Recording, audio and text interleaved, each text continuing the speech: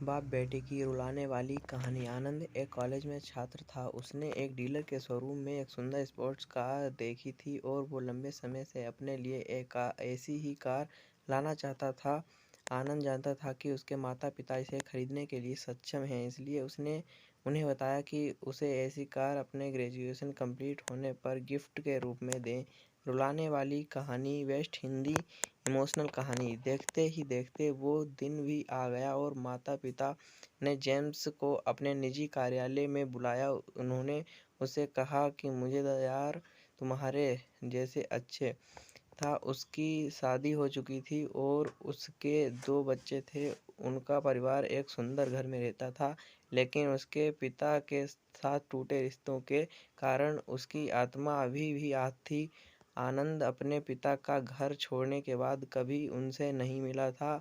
आनंद को उस दिन के बाद अपने पिता को न मिलने का पछतावा हमेशा रहने वाला था, क्योंकि एक दिन उस एक मृत पत्र मिला जिसमें उसके पिता के निधन की खबर थी और साथ ये भी बताया गया कि उन्होंने अपने जीवन भर पूंजी वसीयतनामा अब आनंद के नाम कर गए। अपने पिता की सारी संपत्ति विरासत में मिली तब आनंद अपने पिता के घर पहुंचा। कुछ महत्वपूर्ण कागज की तलाश करने लगा। गलती से उसे वही भगवत गीता का पार लिपटा हुआ मिला, जिसे देखकर उसे उसकी उदासी का एहसास हुआ।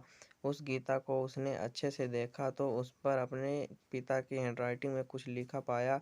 उस पर लिखा था, मैं खुद को बेचकर भी हर सपना पूरा करूंगा, तेरा बस तू सपने जरा बड़े देखना। ये बोल रहा बाप नहीं, जिंदगी का सबसे पहला दोस्त तेरा।